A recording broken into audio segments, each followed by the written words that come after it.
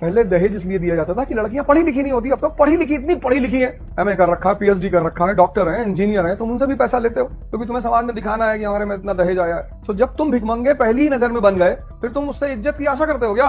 एक तो उसका घर छुड़वा रहे हो, उसके माँ बाप छुड़वा रहे हो, उसका परिवार छुड़वा रहे हो। अब जिस फादर ने अपनी बेटी को पढ़ाया है 30 साल तक, सोचो वो अपनी बेटी को तुम्हारे घर को दे रहा है, तुम्हें ये बात दिखाई नहीं पड़ रही है? 30 साल तक पढ़ाई का मतलब हुआ अगर 5 लाख रुपए साल उसने अपनी बेटी पे खर्चा किया तो 5 into 30 कितना हुआ? 1.5 करोड़। और तुम दहेज मांग रहे हो, तो 1.5 करोड़ दहेज तो वो तुमको वैसे भी दे रहा है, 1.5 करोड़ तो वो तुमको वैसे ही दे रहा है जो उसने अपनी बेटी पे खर्चा किया है, और फिर तुम उससे दहेज मांग रहे हो, तो उसके मन में तुम्हारे प्रति इज्जत पैदा होगी। तो समझिए कि जाहिल हो तुम, पहुंच के पहले मारना है तुमको 2-3 फाइट, चाय बनवानी है तुमसे, दाल फ्राई करवानी है। कोई अगर हमारे घर में जो नौकर काम करता है उनसे पैसे ना ले तो हम उसे हुक्म दे पाएंगे? हम उसे हुक्म दे ही पाते इसलिए क्योंकि हम उसे पैसे देते हैं। अगर हम पैसे ना दे दो तब तो वो हमें हुक्म देगा कि मास्टर एक कॉफी बनाओ, चीनी में डालना, तो बस इसी से तुम अंदाजा लगा लो।